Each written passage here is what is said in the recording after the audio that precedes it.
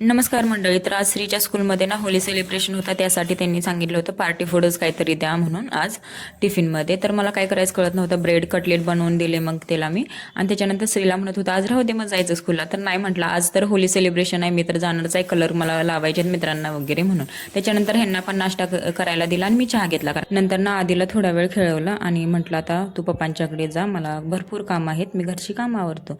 त्याला पटकन आंघोळ घातली आणि त्यांच्यापाशी सोडला खेळण्यासाठी. म्हटलं त्यांनी घरात आहे तोपर्यंत पटकन घरातली कामं आवरून घेऊन, नाहीतर मग हे दोघे एकत्र असले ना की मला काहीच काम करू देत नाही. म्हणजे एका तासाच्या कामाला ना जवळजवळ 2 ते 2.5 तास माझे असेच निघून जातात.